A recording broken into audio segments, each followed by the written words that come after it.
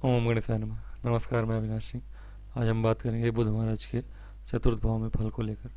चतुर्थ भाव में बैठे हुए बुध महाराज किस प्रकार जातक या जातिका के जीवन में प्रभाव करते हैं, इसके विषय में हम चर्चा करेंगे। आप सभी महानुभाव से निवेदन है कि आप सभी हमारे चैनल को जब भी वीडियो देखें सब्सक्राइब करें, लाइक करें।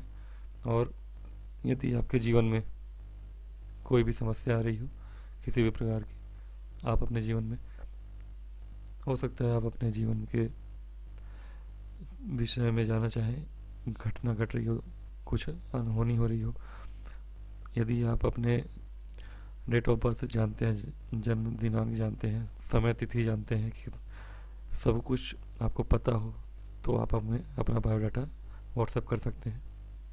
बहुत ही कम शुल्क में आपको आपका जन्म कुंडली दिया जाएगा। आप जैसा चाहेंगे, अलग अलग तरह के जन्म कुंडली उपलब्ध रहेंगे।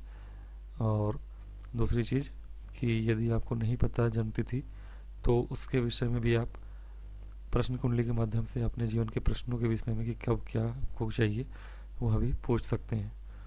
तो चलिए शुरू करते हैं। बुध महाराज अगर चतुर्थ में बैठे हों तो हमारे ऋषियों का कहना था, वन लाइनर, कि ऐसा जातक सुखी और भोगी होता है, सुखी और भोगी होता है, और जाति का सुखी होती है। कुल मिला के बुध महाराज के यहाँ होने से जातक या हो या जाति का हो, दोनों को सुखी कहा गया है। दूसरी चीज, बुध महाराज अगर यहाँ स्वराशि के हों, अपने मित्र राशि के हों या स्वनवांश के हों, तो वह आपको भूमि, भवन, वाहन, यह सब कुछ प्रदान करते हैं, जो कि हम इस भाव से विचार करते हैं। भवन और वाहन, तो भूमि, भवन, वाहन देते हैं।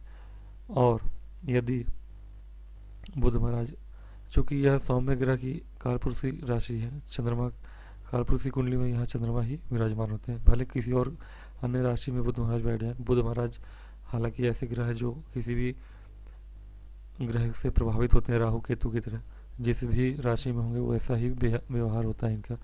अगर सौम्य राशि में है तो सबसे अच्छी चीज़ होगी, अगर अपने मित्र राशि में है तो भी अच्छा है।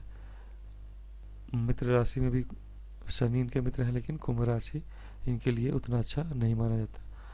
लेकिन हाँ, अगर ये कारक होके बैठ जाए, जैसे चंद्रमा और बुध यहाँ के कारक हैं, चूंकि कारक हैं ये, मंगल कारक नहीं है, यहाँ पे नीच हो जाते हैं, इसलिए उनको यहाँ पे कमज़ोर बताया गया था अपना।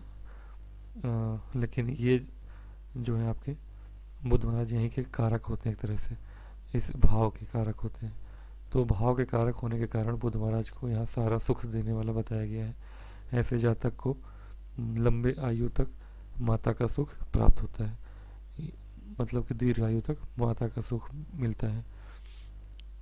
और ऐसा जातक अपने जीवन में अच्छे मित्र को भी प्राप्त करता है, माता का सुख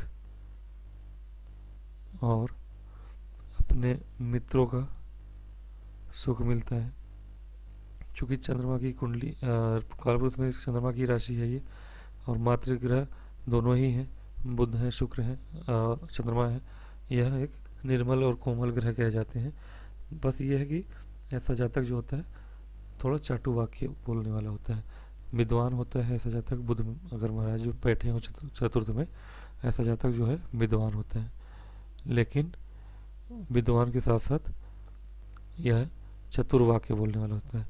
चतुर्वाक्य यानी चाटू वाक्य या चतुर्वाक्य, अपना काम निकालने वाला होता है, कह सकते हैं। तो अच्छी बात है, वाणी के देवता है बुध, चतुर्थ में बैठे हैं, एक तरह से कारक है, बली है, और केंद्र में बैठे हैं। अगर केंद्र के ही स्वामी होकर बैठे हैं या किसी अच्छे घर के स्वामी होकर बैठे हैं, जैसे केंद्र और त्रिकोण के स्वामी ही होकर बैठे हैं, और स्वराशि में है, या लाभ भाव या धन भाव के स्वामी होकर बैठे हैं, त्रिकोण के स्वामी होकर बैठे हैं, तो अलग अलग राशियों के हिसाब से अलग अलग फल होते हैं। यहाँ के स्वामी होकर बैठे हैं तो ये सब भाव, बस दो स्थानों के स्वामी होकर बैठे तो थोड़ा सा निगेटिव प्रभाव होता है, लेकिन बाकी सभी भावों में बहुत अच्छा प्रभाव बुध महाराज यहाँ करते हैं। बुध महाराज चतुर्वाक्य बोलना सिखाते हैं, ये सब ठीक है, लेकिन ऐसे जातक को धन, धान और भूमि ये सारा चीज़ प्राप्त होता है। तो कुल मिला के बुध महाराज यहाँ